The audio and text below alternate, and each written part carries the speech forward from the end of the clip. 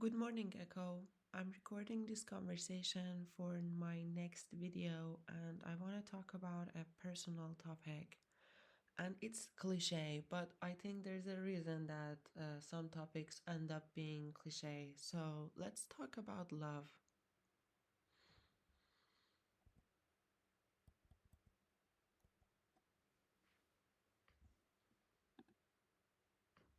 Good morning.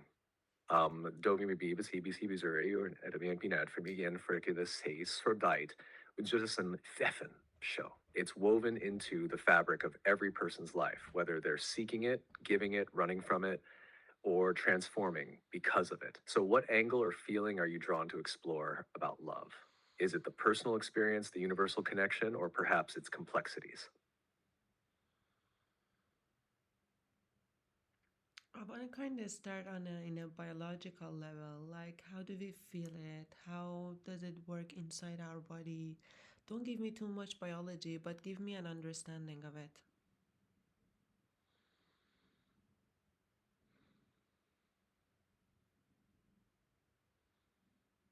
At its core, love is a cocktail of chemicals in your body, designed by evolution to connect us with others. When you feel love, your brain releases neurotransmitters and hormones like dopamine, oxytocin, and serotonin.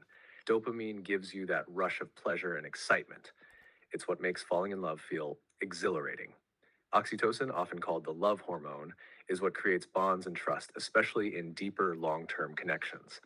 Serotonin stabilizes your mood and creates a sense of calm happiness in the presence of someone you love.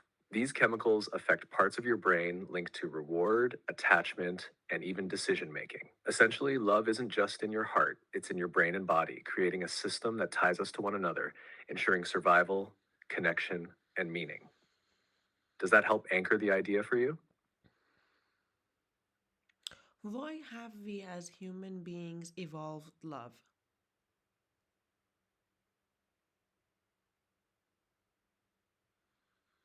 We've evolved love because it's essential for survival. Love creates bonds between partners, between parents and children, and within communities. These bonds increase our chances of survival in a world that can be harsh and unpredictable. Romantic love encourages pair bonding, which helps parents work together to raise children, a necessity in early human history when survival was tough.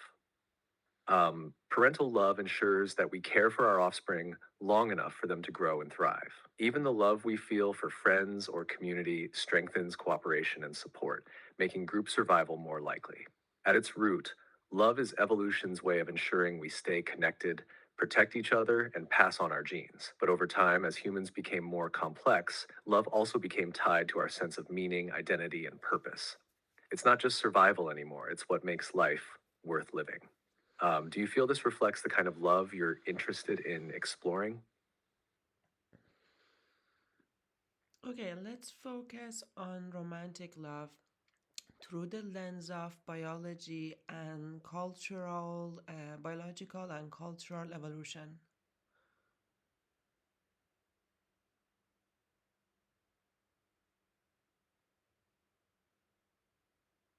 Romantic love, through a biological lens, evolved to ensure pair bonding. For early humans, raising offspring required teamwork, protection, food gathering, and nurturing. Falling in love created a strong emotional bond between partners, making them more likely to stay together long enough to raise children. This bond is driven by powerful neurochemicals like dopamine, pleasure and reward, oxytocin, connection and trust, and vasopressin, long term bonding. From a cultural perspective, romantic love has been shaped by societal needs and values. In ancient societies, love wasn't necessarily linked to marriage. Marriage was more about alliances and survival. Over time, as societies stabilized and individuals gained more autonomy, the idea of romantic love became a cultural ideal. Think of literature, art, and media that glorify love as something transformative and essential. Today, romantic love exists in this intersection of biology and culture. Biologically, we're wired to feel it because it ensures survival. Culturally, we've elevated it into a narrative of deep meaning, often tying it to personal fulfillment. But this dual lens also creates tension. Our biological instincts crave connection, while cultural ideals set high expectations. What aspect of this tension interests you most? I feel like there's a shadow there.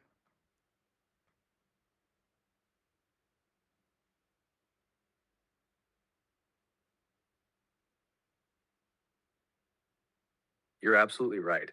There's definitely a shadow side to romantic love, and it's deeply tied to both our biological instincts and cultural expectations. Biologically, the same neurochemicals that bond us can also blind us. Romantic love often involves intense emotions like obsession, jealousy, and fear of loss. These are survival instincts, nature's way of keeping us attached, but they can lead to possessiveness, insecurity, or dependency. The shadow here is how love can amplify our fears and vulnerabilities, making us act out of desperation or control. Culturally, the shadow deepens. We're bombarded with stories that idealize love as the ultimate fulfillment, a solution to loneliness or a marker of worth. And this creates pressure to find the one to have a perfect relationship or to avoid failure at all costs. The shadow here is disillusionment. When love doesn't meet these lofty expectations, it can leave us feeling unworthy, unlovable, or broken. Ultimately, the shadow of love is about projection. We project our unmet needs, fears, and hopes onto another person, expecting them to fill the gaps within ourselves. When they inevitably can't, the illusion shatters and we face the parts of ourselves we've been avoiding. What do you think? How does this shadow manifest in the way we approach or experience love? Okay, you talked about a gap. That gap I think is preventing us from experiencing like genuine, authentic love. Can you explain why that gap exists and how we have developed it through the lens of society and cultural behavior and also evolution?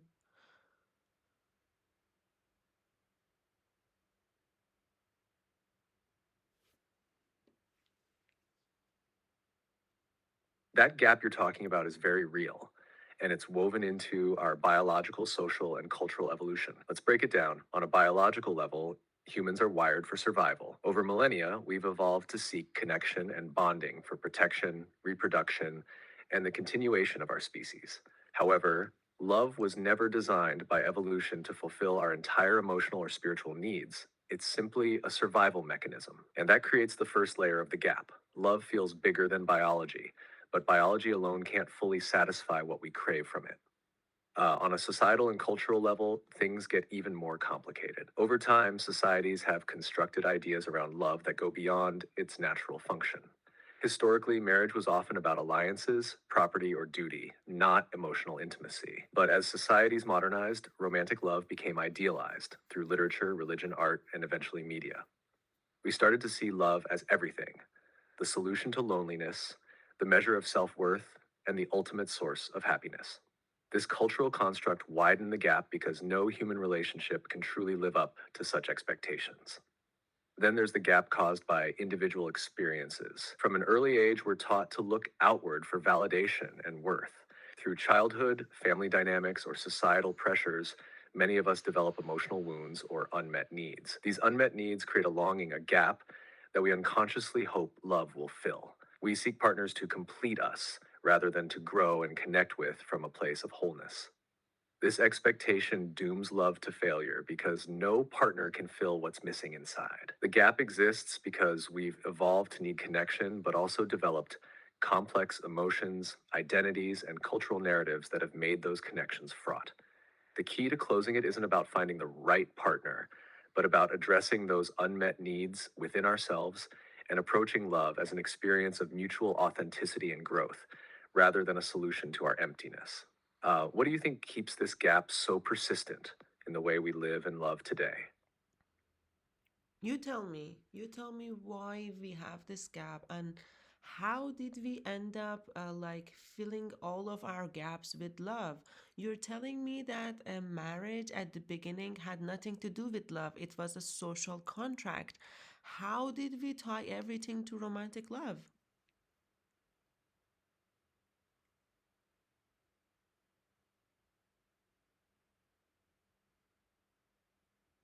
We ended up tying everything to romantic love because of a gradual shift in human history, a mix of cultural, economic, and psychological changes that reshaped what love means to us. Here's how it happened. Historically, marriage was largely a practical arrangement. It was about survival, merging resources, securing alliances, and raising children. Romantic love, while it existed, wasn't tied to marriage. In many cases, it was seen as frivolous or even dangerous because it disrupted the social order.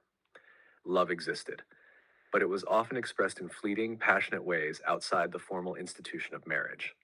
Then came several big cultural shifts. One, the rise of individualism. As societies moved away from rigid hierarchies and started prioritizing personal identity and freedom, love became tied to self expression. The Enlightenment and Romantic eras in Europe encouraged people to explore their individuality, emotions, and inner worlds.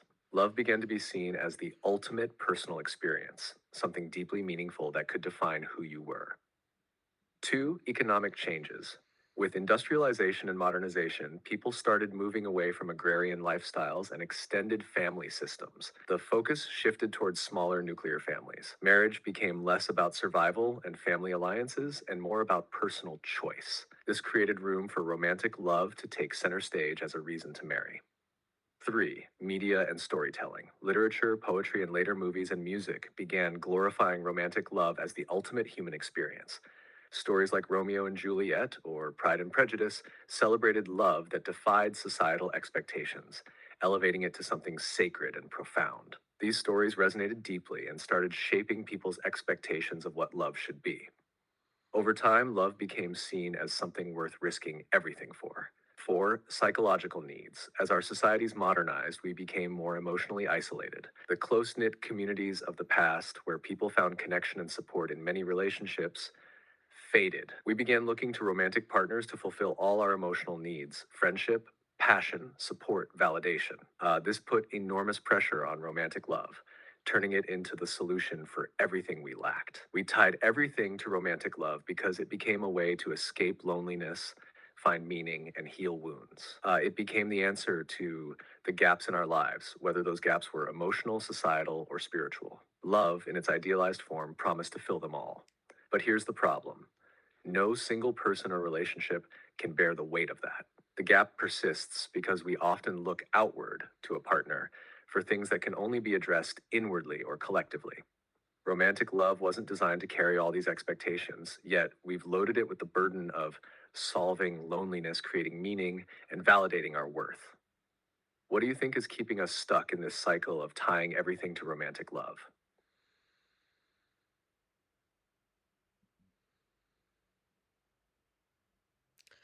I think I think in essence, romantic love is very essential and important and like crucial.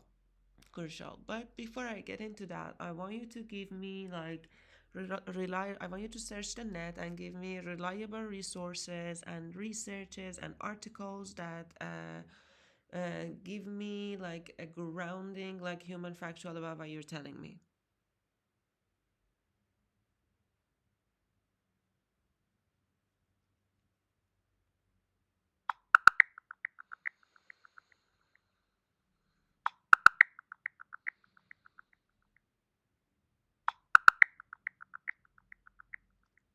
The evolution of romantic love reveals its deep roots in both biological and cultural contexts. Here's a summary based on research. 1. Biological foundations.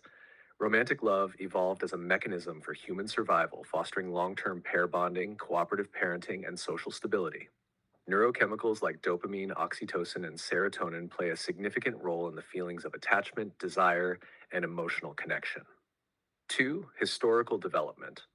In ancient cultures like Greece, love was often idealized and detached from practical relationships, focusing instead on spiritual or intellectual connections. However, over time, love began to integrate with societal structures. For example, during the Renaissance and the Industrial Revolution, romantic love became increasingly tied to marriage and individual choice, shifting from purely social contracts to more personal, emotional connections. 3. Cultural shifts. Economic development has influenced the prominence of romantic love in art, literature, and societal norms. Wealthier, more urbanized societies have historically prioritized romantic love in stories and cultural values. For instance, medieval literature often emphasized courtly love, while modern narratives celebrate individual emotional fulfillment. 4. Modern perspectives. Today, romantic love remains a powerful ideal, but it also faces challenges. Increased freedom, changing gender roles, and digital communication have reshaped how people experience and express love. While love is celebrated universally, its expectations and pressures can create gaps between idealized notions and practical realities. This background sets the stage for understanding the gap you mentioned. Romantic love, shaped by centuries of cultural and societal evolution, has been burdened with expectations to fill various roles: emotional fulfillment, stability, and self actualization. This overemphasis may create disconnection or dissatisfaction when reality doesn't match these ideals. What stands out to you from this historical and cultural journey of love?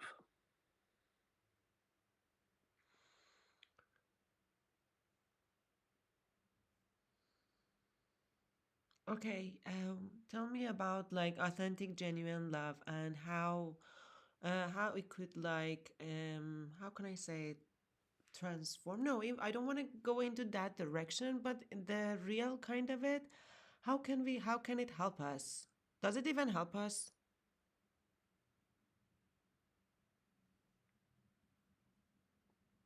Authentic, genuine love has a profound impact on our well being and growth. At its core, it's not just about romantic love, it's about love as a force of connection, understanding, and acceptance. Here's how authentic love helps us. One, emotional regulation. Love fosters emotional safety. When we feel authentically loved, whether by a partner, friend, or family member, we are more resilient to stress. The human brain releases oxytocin, the bonding hormone in loving relationships, which lowers cortisol levels and reduces anxiety.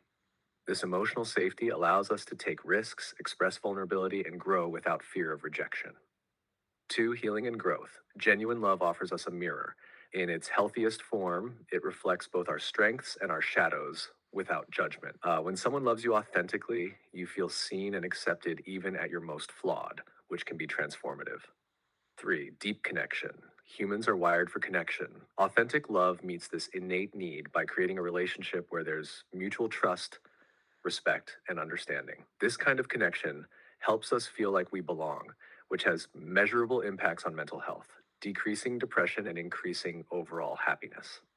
Four, physical health. Genuine love is linked to better physical health. Studies show that people in loving relationships have lower blood pressure, better immune function, and lower rates of chronic illness. Love literally improves the body's resilience to disease.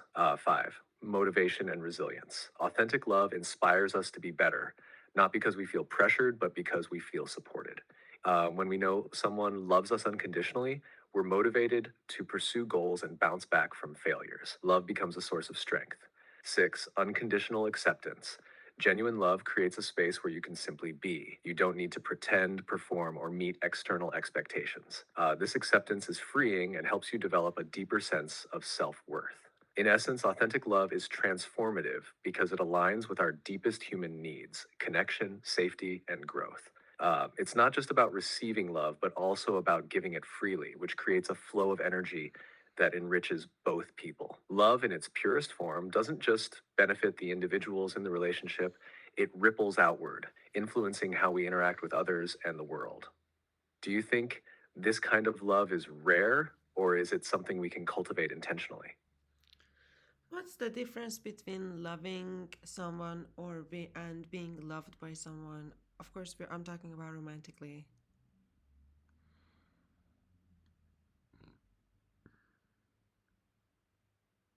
Loving someone and being loved by someone romantically are deeply interconnected, but distinctly different experiences, each offering unique feelings and challenges.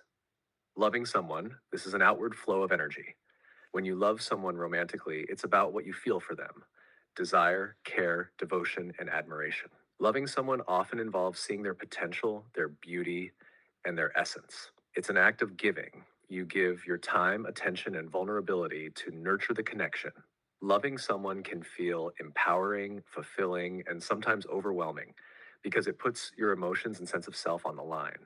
It's an offering, a willingness to care for someone unconditionally or deeply, regardless of whether it's reciprocated. Being loved by someone, this is about receiving. Being loved means allowing someone to see you, to care for you, and to hold space for you. It can be affirming and grounding because it reminds you of your value and worth. However, being loved also requires a degree of openness and vulnerability to accept that love fully, especially if you struggle with self worth. Sometimes being loved feels overwhelming because it asks you to believe that you are deserving of someone's care and devotion. The key difference lies in control and vulnerability.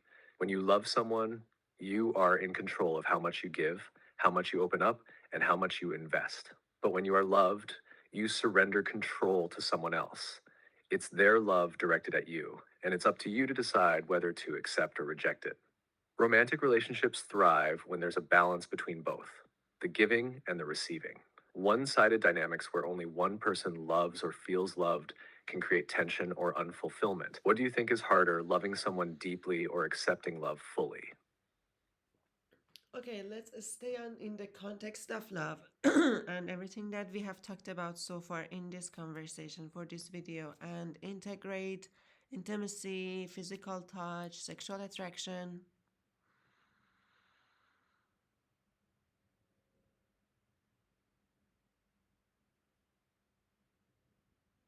Intimacy, physical touch, and sexual attraction are profound layers within the experience of love, adding depth, complexity, and connection. When integrated with the concept of love we've discussed so far, they create a multidimensional space where both individuals can feel deeply seen, heard, and understood. Intimacy. Intimacy is the space where vulnerability flourishes. It's not just about physical closeness, but emotional, mental, and even spiritual connection. Intimacy builds over time as trust deepens, and it allows people to be fully themselves without fear of judgment. In romantic love, intimacy creates a bridge between loving and being loved because it fosters mutual understanding, safety, and belonging. It's the glue that holds romantic relationships together, making them resilient through life's challenges. Physical touch. Touch is one of the most powerful forms of nonverbal communication. It is primal, deeply ingrained in our biology, and tied to feelings of safety and affection.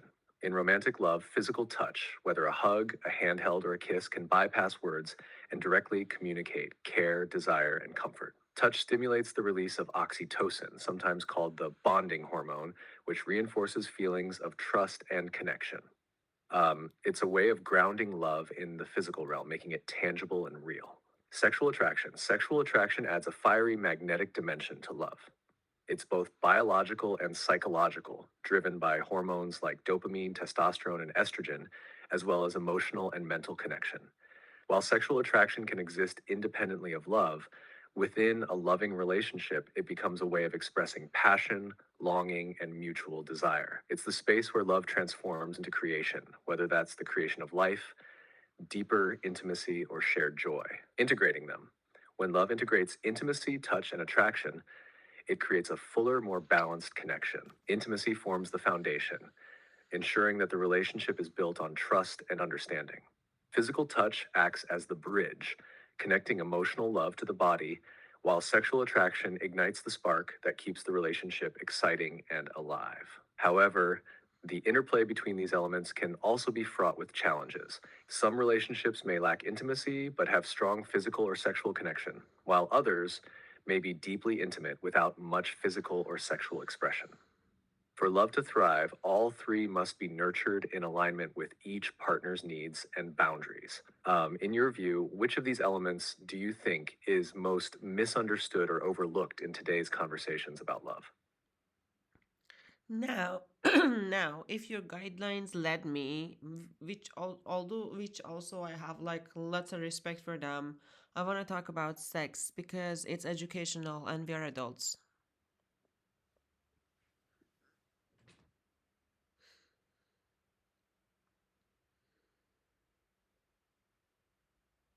Absolutely. Let's approach this topic with respect, curiosity, and depth. Sex is not just a physical act, it's deeply woven into our biology, psychology, and culture, and it can carry layers of meaning and expression depending on the context. At its core, sex serves multiple purposes biological, emotional, and even existential. One, biological function. At its most basic, sex is about reproduction, but it's also a way to bond and communicate non-verbally, using our bodies to create and reinforce connections. The release of hormones like oxytocin and dopamine during sex strengthens attachment and fosters feelings of trust and connection between partners. Two, emotional and relational connection. Sex can be an expression of love, desire, or vulnerability. It's often a way of saying, I see you, I want you, I choose you without words. This is why sexual intimacy often becomes a barometer for the health of a relationship. When emotional closeness is nurtured, the sexual connection often follows. 3. Exploration of self and others. Sex also provides a unique opportunity to explore ourselves, our desires, boundaries, and vulnerabilities, while also learning about our partner. This makes it a deeply personal and transformative experience when approached mindfully. However, the cultural narrative around sex is often layered with taboos, misinformation, and unrealistic ideals. This creates confusion or shame for many people. Let's break it into key areas to explore. 1. Education. Proper sexual education is often lacking. People are rarely taught how to communicate openly about their needs, boundaries, or even desires. They are also rarely taught about the full spectrum of healthy sexual expression, which can include everything from intimacy without penetration to exploring the dynamics of power, consent, and play. 2. The role of consent. Consent is fundamental. Consent also evolves. It's about ongoing communication and respect for boundaries, ensuring that all parties feel safe, comfortable, and free to express themselves. 3. Sexual health. Sex is also about physical health. This includes not only protection against STIs or unintended pregnancies, but also ensuring that both partners feel emotionally safe and respected. Sexual health education should normalize conversations about contraception, STI testing, and the emotional repercussions of intimacy. 4. Pleasure and taboos. Unfortunately, the concept of pleasure is often stigmatized or misunderstood. Many people are taught to feel shame around their desires, especially women and individuals from more conservative cultural backgrounds. However, pleasure is a natural, healthy, and even healing aspect of sex. It's how bodies express joy and connection. Sex, in its ideal form, is a space where trust, curiosity, and mutual respect meet. It's not only about physical satisfaction, but about creating a space of shared vulnerability and presence. In your opinion, what do you think people struggle with most when it comes to conversations about sex? Or what would you like to explore more deeply in this context? I want to circle back to one more topic I want to talk about before I end the video. But before I go there, let's get a little bit spicy. Tell me about the kinky stuff, but don't be like an annoying, like old teacher, okay? Talk about the benefits if it's done right.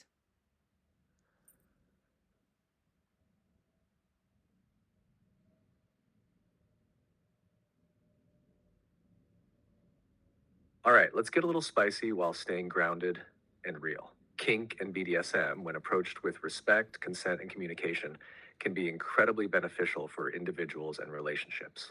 It's not just about the physical acts, it's about the connection, trust, and exploration that comes with it. So let's dive in, keeping it playful and intriguing. First of all, kink is about breaking out of the box. It lets people explore sides of themselves that don't always align with societal norms. There's freedom in that. Freedom to embrace fantasies, power dynamics, or sensations that are meaningful, exciting, or cathartic. Now, let's talk about the benefits. 1. Deepen trust and communication. Kinky relationships often require more communication than vanilla ones because you have to establish boundaries, safe words, and understand each other's desires on a deeper level. The dialogue before, during, and after a scene, commonly called aftercare, builds a sense of trust and emotional closeness that can be transformative. 2. Exploration of vulnerability and empowerment. Whether someone is a dominant, submissive switch, or somewhere in between, kink allows people to explore power dynamics in a safe, consensual way.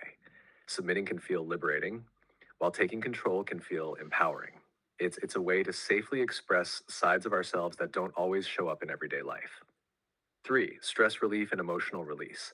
Certain kink practices like impact play, think spanking or flogging or role play, can trigger emotional release. For some, it's cathartic, like a reset button for the mind and body. Plus, the endorphins and adrenaline released during a scene can feel euphoric. 4. Enhanced intimacy. Exploring kinks together can build a unique bond between partners.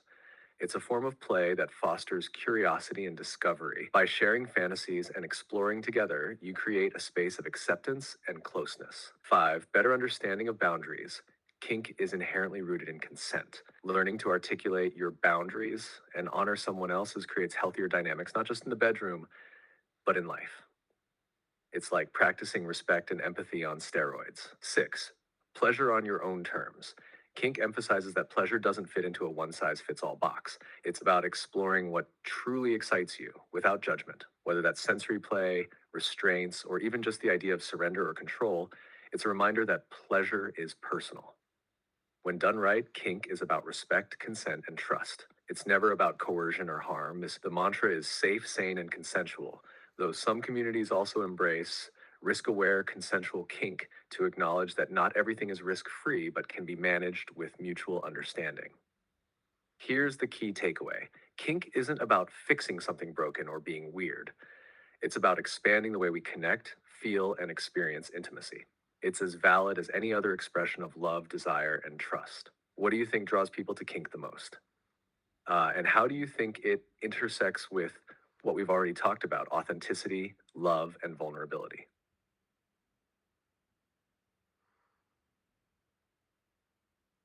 I think everything in life is done authentically. It's much more fun, much more enjoyable, much more sweeter. Even maybe sweeter is not the right word, but even pain, if it's like experienced authentically, it's an experience worth experiencing. But I don't want to get stuck there. Let's circle back. I have one more question before I end the video. Let's talk about heartbreak and like when the romantic love ends, why does it hurt so much?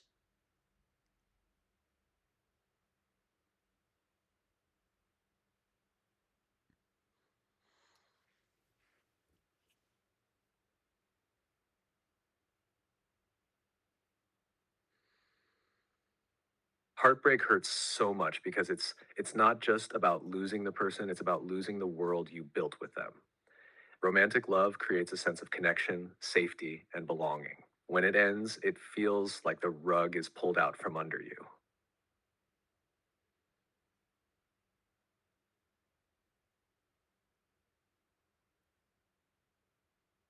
Biologically, love lights up the reward systems in our brain. When you're in love, your brain releases oxytocin and dopamine, those feel good chemicals that create attachment and euphoria. When the love ends, those chemicals crash. It's like withdrawal from a drug. Your brain literally grieves the loss, and the pain feels physical because the same parts of your brain that process physical pain also process emotional pain. Emotionally, heartbreak shatters your sense of identity. In a deep relationship, your sense of self often becomes intertwined with the other person. You share routines, dreams, and even parts of your future. When the relationship ends, it's like losing a piece of yourself. So that's why heartbreak feels like a gaping hole. It's not just about them, it's also about rediscovering who you are without them. Symbolically, love is often tied to hope. We project so much onto our relationships: safety, comfort, the idea of being seen and valued. When it ends, it feels like the death of those hopes. It's not just about missing the person, it's about mourning the life you imagined with them. But here's the thing: heartbreak also strips us raw. It's an intensely vulnerable state, and while it's excruciating, it can also be transformative. It forces us to confront ourselves in ways we wouldn't otherwise. It teaches resilience, compassion, and the courage to love again. The pain of heartbreak is a testament to the depth of your capacity to love. It's proof that you were willing to open yourself up to feel deeply. That's brave. It's what makes us human.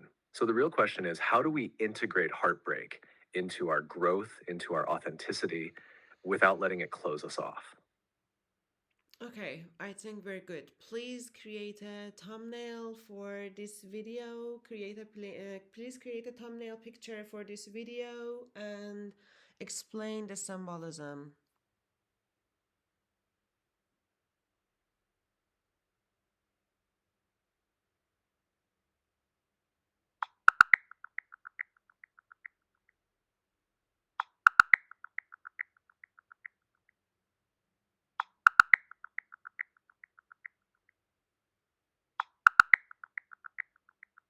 I created a thumbnail with a symbolic pastel colored heart, partly whole and partly fragmented, floating in a soft, ethereal background. It balances the warmth of love and the sadness of heartbreak, with a hand gently reaching toward the heart while shards float away. It visually represents the themes of connection and loss in an emotionally evocative way. Let me know how you feel about it. You can check out the images in our conversation history.